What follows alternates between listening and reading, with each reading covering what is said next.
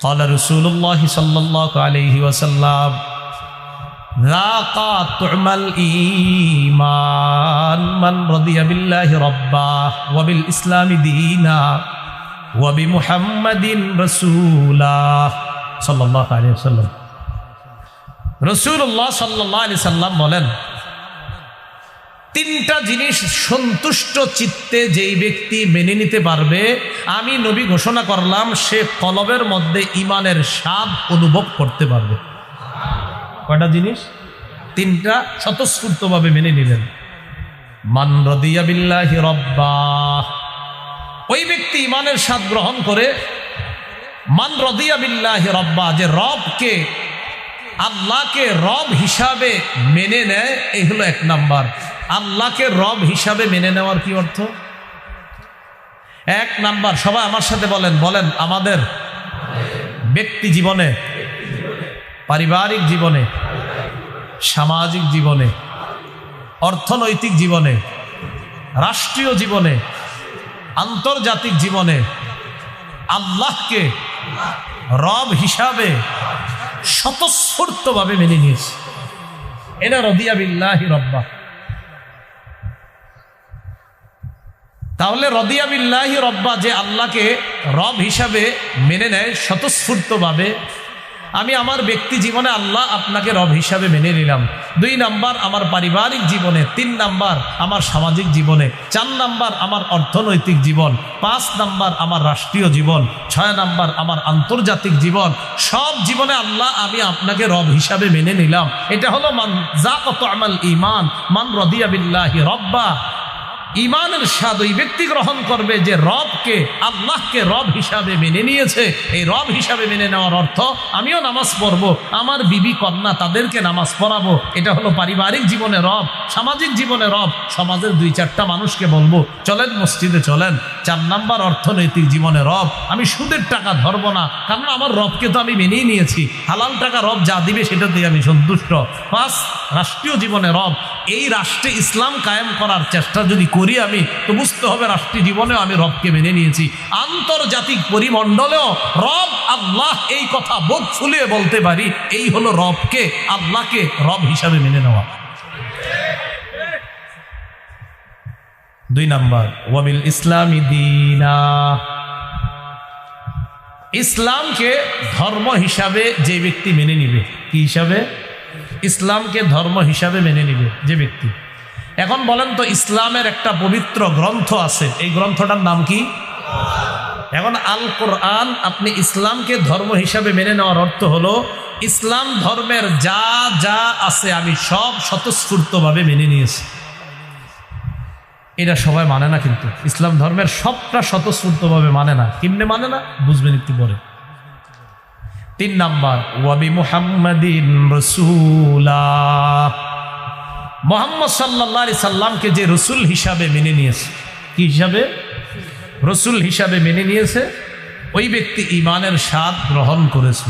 এতটুকু কি সবার বুঝে আসছে? আচ্ছা, এখন 3 নাম্বার বিশ্বাসটা ছিল আমাদের, যে হুজুর 3 নাম্বার বিশ্বাস যদি ঠিক থাকে, এরপরে আমল যদি একটু উল্টাপাল্টাও হয়, আশা করি আল্লাহ মাফ করবে। এটা কেমন? এটা আপনাদেরকে হাতে পায়ে ধরে বলি, নিজেরা এবং পরিবারের সবাইরে বলবেন, শোনো, পর্দা যে ফরজ, এটা আগে মানো, স্বীকার করো যে পর্দা ফরজ। পর্দা ফরজ স্বীকার করাবেন বিবিরেও মেয়েরেও।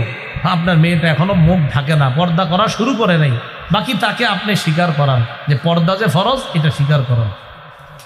আমাদের সমাজে অনেকে আছি, আমরা স্বীকার করি যে হুজুর নামাজ যে ফরজ, এটা স্বীকার করি, আমার জন্য দোয়া করেন, আমি ইনশাল্লাহ পড়বো। স্বীকার করে নামাজ ফরজ, না পড়লে গুনাহ হয়, এটা বুঝে বিশ্বাস করে। রোজা রাখা ফরজ স্বীকার করে, 28টা রাখছে, 2টা রাখে না, কেউ রাখলেন রাখা, শয়তানের ধোকায় রাখিল, কিন্তু রোজা না রাখলে যে গুনাহ হয়, এটা আমি বিশ্বাস করি। আচ্ছা, জাকাত দিচ্ছেন, জাকাত তো ফরজ, জাকাত ফরজ দিতে হয়, না দিলে গুনাহ হয়, সাপ কামড়াবে, এটাও জানি, আমি দেই নেই, দোয়া করেন দিব। ফরজ বিধানগুলা, ইসলামের আকিদাগুলা ওই বেটা স্বীকার করে, হ্যাঁ আমি সব স্বীকার করি, কিন্তু ইনশাল্লাহ আগামীকাল থেকে পালন করব, পরের দিন থেকে। এটা হলো আকিদা, বিশ্বাসগুলা ঠিক রাখে, আমল একটু শয়তানের ধোকায় কম করে, ইনশাল্লাহ সে একদিন জান্নাতে যাবে। সূরা মাইদার 72 নম্বর আয়াতটা শোনেন, খুব মন দিয়ে শোনেন কি কয়। লাকাদ কাফারাল্লাযীনা ক্বালু ইন্নাল্লাহা হুয়াল মাসীহু ইবনু মারইয়াম وقال المسيح يا بني إسرائيل اذكروا نعمتي وقال المسيح يا بني إسرائيل اعبدوا الله ربي وربكم إنه من يشرك بالله فقد حرم الله عليه الجنة ومأواه النار لقد كفر الذين قالوا অবশ্যই কুফরি করেছে তারা যারা বলে ইন্নাল্লাহা হুয়াল মাসীহ ইবনু মারইয়াম, যে মারইয়ামের সন্তান ঈসাই আল্লাহ। আরো জোরে নাউজুবিল্লাহ বলেন। নিশ্চয়ই তারা কাফের হয়ে গেছে যারা কয় মারইয়ামের ছেলে ঈসা নবী তিনি আল্লাহ। তারা কি কাফের। ঈসা নবী যখন এই কথা শুনছে কি, যে আমার একদল আমারে কয় আমি আল্লাহর ছেলে, আর একদল আমারই আল্লাহ কয়, নাউজুবিল্লাহ। এদের একদল কইতো আবার ঈসা নবী আল্লাহর ছেলে, আর আরেক দল কয় না ঈসা নবী আল্লাহর ছেলে, কি হেই আল্লাহ। তো ঈসা নবী তাদেরকে বলতেছেন وقال المسيح يا بني إسرائيل اعبدوا الله ربي وربكم। তাফসীরের কিতাবে আসছে ঈসা নবী তাদেরকে বললেন আকীদা বিশ্বাস ঠিক করো, আমি কখনো আল্লাহ না, আমি কখনো আল্লাহর ছেলে না। আকীদা বিশ্বাস ঠিক করো, উবুদুল্লাহ আল্লাহর ইবাদত করো, রব্বি ওয়া রব্বাকুম যে আল্লাহ আমার রব এবং তোমাদের রব, ওই আল্লাহর ইবাদত করো। আকীদা ঠিক করো, আমার রব আল্লাহ, তোমাদের রব আল্লাহ, এই আল্লাহর ইবাদত করো। তাহলে ঈসা নবীর প্রশংসা করতে করতে জাতি বইলা ফেলছে, একদল কয় ছেলে, আরেক দল কয় আল্লাহ। আমাদের নবীও আমগরে বইলা দিছে, সাবধান, আমার প্রশংসা করতে করতে বাড়ায়া আমার ব্যাপারে কিছু বইল না। সহিহ বুখারী 3445 3442 নম্বর হাদিস, রাসূলুল্লাহ সাল্লাল্লাহু আলাইহি সাল্লাম বলেন লা তাতুরুনি কামা আতরাতিন নাসারা ইবনা মারইয়াম।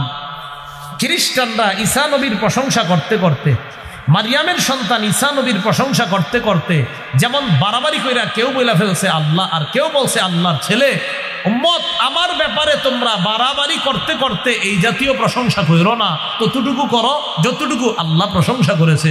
আম্মা জান আয়েশা কয় নবীর চরিত্র জানবা, কানা খুলুকুহু আল কোরআন, নবীর চরিত্র পুরা আল কোরআনটাই নবীর চরিত্র। তো এটা থাকতে আপনি বানায়া বুনায়া মাইকে বলা এত কিছু দরকার কেন বলেন? হ্যাঁ, আপনি যদি নবীরে বলতে চান তো কোরআনটা খুলে বলেন যে কোরআনের এই আদেশটা নবী 100% পালন করছে।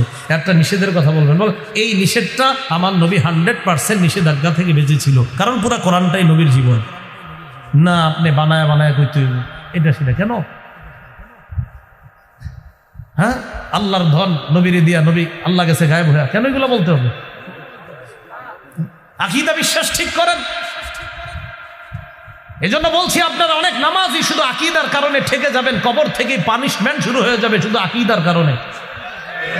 আকীদা স্বচ্ছ করেন, হাতে পায়ে ধরে বলে আপনার সাথে তো আমার কোনো শত্রুতা নাই, আকীদা সংশোধন করে তাড়াতাড়ি কবরে যান। আমি না বললাম সুষ্ঠু আকীদা লালন করেন, সুষ্ঠু কিছু আমল পালন করেন, মরেন খুব সুন্দরভাবে জান্নাতে প্রবেশ করেন। না কঠিন বানায় অমনে অমনে এই নিয়মে ওই নিয়মে, আরে কত কিছু কাহিনী করে।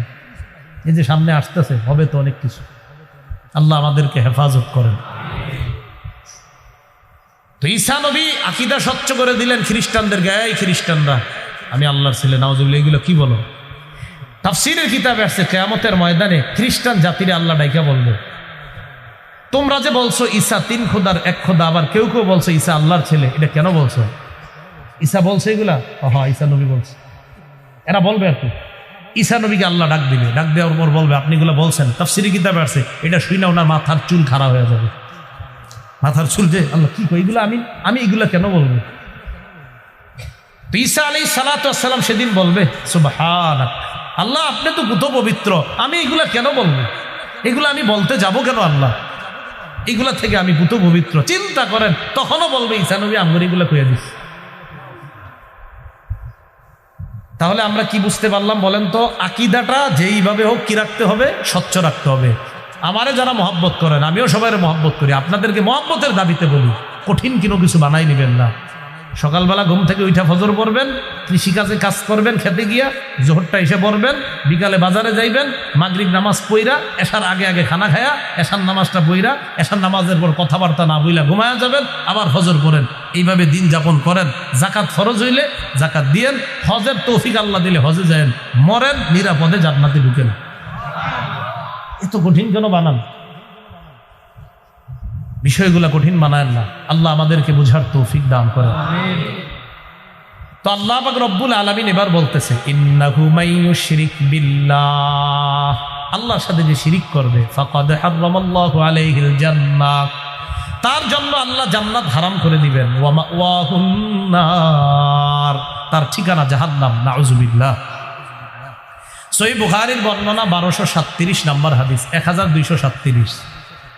عن أبي ذر رضي الله تعالى عنه قال قال رسول الله صلى الله عليه وسلم أتاني آت من ربي فأخبرني أو قال وبشرني بأنه من مات من أمتك لا يشرك بالله شيئا دخل الجنة। নবীজি বলেন, আলেমরা বুঝতে দিকে সুবহানাল্লাহ কইছেন, আপনারা বুঝেন নাই। নবীজি বলেন, আবু যর জিবরাইল আমিন মাত্র আমার কাছে আইসা আমার এক চুপি চুপি কি বলছে জানো? হাবিব, আপনার উম্মতের কেউ যদি খালি এইভাবে মরতে পারে যে শিরিক করে নাই, একদিন না একদিন জান্নাতে যাবে। সুবহানাল্লাহ। নবীজি এসে বলে দিছে, জিবরিল আমার কাছে আইসা কি বলছে জানো? আবু যর আইসা আমারে বলতেছে, আপনার উম্মতরে খালি জানায়া দেন, খালি শিরিকটা করবে না, মরবে যদিও অনেক কিছু খারাপ থেকে থাকে, বিভিন্ন মেয়াদে সাজা ভোগ করবে, কিন্তু একদিন না একদিন জান্নাতে যাবে। এ হলো 3 নাম্বার কথা। তাহলে 3টা আকীদার বিষয়ে বুঝে থাকলে দ্বিতীয়টা একটু সেন্সিটিভ। কি? আকীদা সব ঠিক, একটু খারাপ। এটা হলো সতর্কতা। সব ঠিক আছে, একটু খারাপ। কোরআনের আয়াত সংখ্যা 6236টা। কয়টা? হ্যাঁ বলেন, কত? 6236। এটা বিশুদ্ধ, বলেন এটা কি? বিশুদ্ধ। 6666 এটা প্রসিদ্ধ, বলেন এটা কি? তাহলে বলেন 6000, বলেন 666। এ কথাটি প্রসিদ্ধ। 6236 এ কথাটি বিশুদ্ধ। মনে থাকবে নি? তাহলে প্রসিদ্ধ মানবো না বিশুদ্ধ? হ্যাঁ, এরকম আমার সমাজে অনেক প্রসিদ্ধ কথা আছে যেগুলো আপনারা ছোটকাল থেকে মনে করতেছেন এটাই তো ঠিক, আসলে ঠিক না। সালাম দিলে কয় নাকি, এটা কথাটা কোন জায়গায় লেখা আছে? হ্যাঁ, মানে আমি জানেন না, এত খুঁজি যে এটা আইলো কোত্থেকে কথাটা, প্রচুর খুঁজি, খোঁজতে হয়রান হয়ে যায়। হাদিসে 10 আসছে, 20 আসছে, 30 আসছে, আরেকটা শিথিল বর্ণনায় 40 পর্যন্ত আসছে। 90টা আনফরচুনেটলি কোত্থেকে আসলো? এটা কি কইতে কইছে? আইসা পড়ছে কেমনে, হয়তো কেউ কয়ে লাইছে, একদিন শুরু হয়ে গেছে। তাহলে আমার সাথে বলেন, সব প্রসিদ্ধ বিশুদ্ধ না? বলেন সব বিশুদ্ধ বিশুদ্ধ, সব প্রসিদ্ধ বিশুদ্ধ না, সব বিশুদ্ধ, এটা বিশুদ্ধই। তো 6236টা আয়াতের মধ্যে সূরা আহজাবের 40 নম্বর আয়াতটা আপনাদের সামনে পড়ছে। এই আয়াতে আল্লাহ একটা বিশ্বাস দিয়েছেন আমাদেরকে, এই বিশ্বাসটা আমাদের রাখা লাগবে না। আচ্ছা, আল্লাহ বলেন, মা কানা মুহাম্মাদুন আবা আহাদিম মিন রিজালিকুম, মুহাম্মদ সাল্লাল্লাহু আলাইহি সাল্লাম তোমাদের কারো পুরুষের পিতা, সাবালক পুরুষের পিতা না। ওয়ালাকির রাসূলুল্লাহি ওয়া খাতামান নাবিয়্যিন। কি বললাম? সাবালক, সাবালক পুরুষ, এটা না বললাম ঝামেলা। সাবালক পুরুষের পিতা না। ওয়ালাকির রাসূলুল্লাহ, তবে তিনি আল্লাহর রাসূল। ওয়া খাতামান নাবিয়্যিন, তিনি শেষ নবী। এখন একজন ব্যক্তি 6235টা আয়াত মানে, আর এই আয়াতটায় ব্যাখ্যা করে বলতে চায় এমনে সেমনে ওই নবীর পরেও আরো নবী আসার সুরত আছে। 6235টা পুরো বিশ্বাস করে, কিন্তু এই আয়াতটা ব্যাখ্যার মাধ্যমে এভাবে সেভাবে এমনে ওমনে বলতে চায় মুহাম্মদ সাল্লাল্লাহু আলাইহি সাল্লামের পরেও নবী আসার সুরত থাকে। যদি এরকম সন্দেহ থাকে, সে কাফের। তার কথা যারা মানবে তারাও কাফের, যারা তাদেরকে কাফের বলবে না তারাও কাফের। 6000 কটা মানে? 235টা মানে, একটা খালি মানে না। তুই মানাছেন তো এইটার ব্যাখ্যা দেয় এইভাবে ওইভাবে, কয় খতাম না খতিম। আপনি যা কন, খতাম কন আর খতিম কন, নবী শেষ নবী। কি কন খতম কন আর ব্যাখ্যা করে, মানে আরবি ব্যাকরণ বুঝায়াম করে। খতম কন আর খতিম কন আর যেইভাবেই কন। ইমাম গাজালি রহমতুল্লাহি আলাইহি বলেন, ইন্নাল উম্মাতা ফাহিমাত বিল ইজমা মিন হাযাল লফজি খাতামান নাবিয়্যিন। এই খাতামুন নাবিয়্যিন, এই খাতাম শব্দ থেকে উম্মত এই ব্যাপারে একমত, মুহাম্মদ সাল্লাল্লাহু আলাইহি সাল্লামের পরে আর কোনো নবী নাই। ইমাম গাজালি চমৎকার কথা বলছে, লাইসা ফিহি তা'ওয়িল, এখানে ব্যাখ্যার এভাবে সে যাবে এই জাতীয় কোনো সুযোগ নাই। ব্যাখ্যা কইরাও যদি আমার নবীর শেষ নবী কেউ না মানে সে কাফের। ব্যাখ্যার সুযোগ আছে? তাহলে আমাদের নবীজি বলেন আমাদের নবীর পরে কোনো নবী নাই, ব্যাখ্যার কোনো সুযোগ নাই। ব্যাখ্যা কিসের ব্যাখ্যা? আবার মুহাম্মদ সাল্লাল্লাহু আলাইহি সাল্লাম শেষ নবী শেষ, এনে মানে ব্যাখ্যার কি আছে? এই হলো প্রথম কথা। এবার বুখারী শরীফের একটা হাদিস দিয়ে আমরা রাসূলুল্লাহ সাল্লাল্লাহু আলাইহি সাল্লামের চমৎকার একটা হাদিস শুনি। দেখেন এই হাদিসে কি বলছে। হাদিসটা শুনতে হলে কোরআনটা দুই করে ধরতে হইব, এইভাবে রাখেন আপনি একটু, আমি একটু কষ্ট হইব আর কি, আপনার পরে আবার রেখে দিতেছেন। এটা একটা ঘর, বলেন কি ঘর। ঘরটা চমৎকার সাজানো হয়েছে, একটা কোনায় ইটের জায়গা ফাঁকা আছে।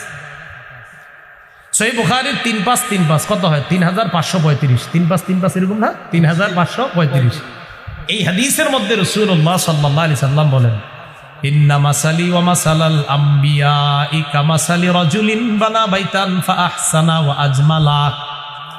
আমার দৃষ্টান্ত আর আমার পূর্ববর্তী নবীদের দৃষ্টান্ত এমন এক ব্যক্তির মতো, যে ব্যক্তি একটি ঘর বানিয়েছে। সুন্দরভাবে শুনবেন, বিবিরে বলবেন, মেয়েরে বলবেন, বাচ্চা সন্তানদেরকে ছোটবেলা থেকে শিখাইবেন।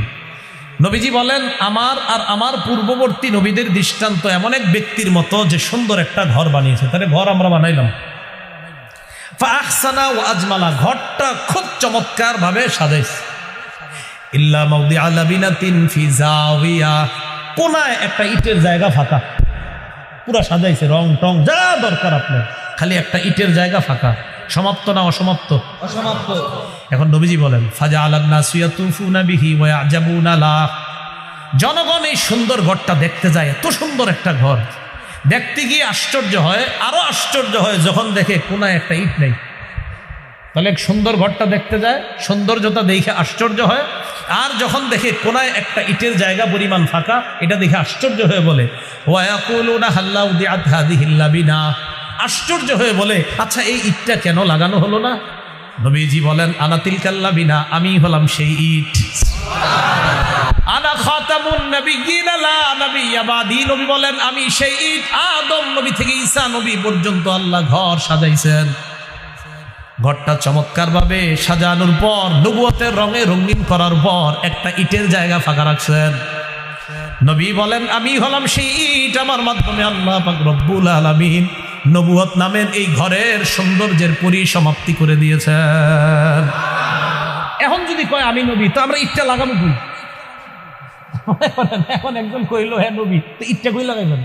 ইট তো শেষ।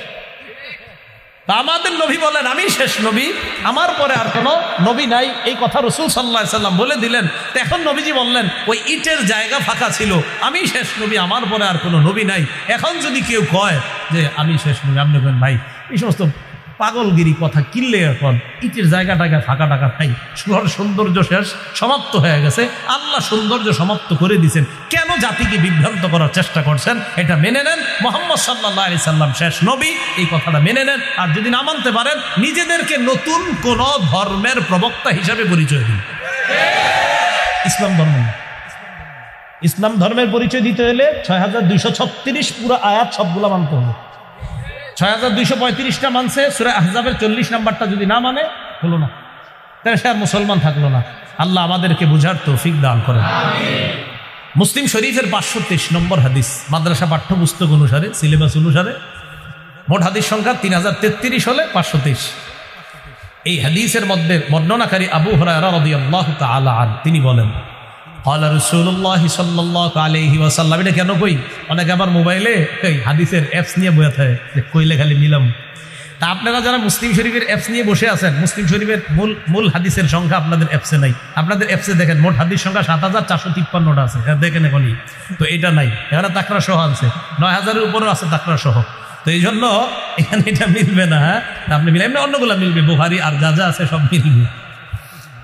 তো মুসলিম শরীফের হাদিসে রাসূলুল্লাহ সাল্লাল্লাহু আলাইহি সাল্লাম বলেন, ফুদ্দিলতু আলাল আমবিয়াই বিসিত্তিন, অন্যান্য নবীদের চাইতে আমাকে আলাদা বৈশিষ্ট্য মণ্ডিত করা হয়েছে 6টি কারণে। কয়টি? 6টি।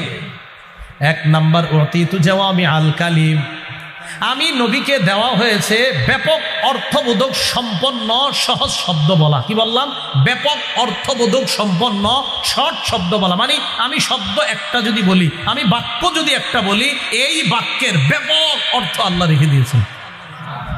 যেমন আমি মনে করেন 1 ঘন্টা কমু, 1 মাস কমু, আমার নবী 1 বাক্য বলবে, আমার নবীর ওই 1 বাক্যকে 1 মাস ব্যাখ্যা করতে হবে। তো নবীজি বলেন, আমাকে ব্যাপক অর্থবোধক সম্পন্ন কথা বলা, সংক্ষেপে বলার যোগ্যতা আল্লাহ দিয়েছে, আল্লাহর পক্ষ থেকে দেওয়া হয়েছে। এজন্য সাহাবায়ে কেরাম বলেন যে নবীজির কথাগুলা এত আস্তে আস্তে হইতো, ইদা তাকাল্লামা সালাসান, নবী যখন কথা বলতেন একটা কথা 3 বার বলতেন। কোনো গণনা করে যদি গণতে চাইতো তাহলে উনি গণতে পারতো যে নবীজি 1টা বলছে, আচ্ছা, হ্যাঁ 2টা বলছে, আচ্ছা 3টা বলছে। এরকম পুরা মজলিসের কথাগুলা গুনে গুনে রেখে যাওয়া যাইতো। নবীজি এত সংক্ষেপে আস্তে আস্তে সুন্দর করে কথা বলতেন। না জানি কত সুন্দর, একদিন স্বপ্নে দেখলে বুঝে যেত। হ্যাঁ, আল্লাহ আমগো সবাই রে নবীজি কি সুন্দর করে কথা বলে এরকম একদিন দেখার তৌফিক দান করেন। রাসূলুল্লাহ সাল্লাল্লাহু আলাইহি সাল্লাম কথা যখন বলতেন, আমি চিন্তা করি যে এক কথা 3 বার বলতেন, কত সুন্দর করে না জানি বলতেন, আস্তে আস্তে। আবার সাহাবীরা গণতে চাইলে গণতেও পারতেন। আবার সবাই এমনভাবে বসতেন যে সাহাবায়ে কেরাম বলেন, আমাদের উপরে কান্না আলা রুউসিনা, যে কেমন যেন আমাদের মাথার উপরে পাখি বসা, এমনভাবে আমরা চুপচাপ বসে থাকতাম। রাসূলের কথাগুলো এমনভাবে আমাদেরকে আকর্ষিত করত। কিন্তু আমরা দেখেন কত চেষ্টা করি বুঝানোর লেগে যে শেষ নবী আমগো নবী, আর পরে নবী নাই, এরপরেও বুঝে না।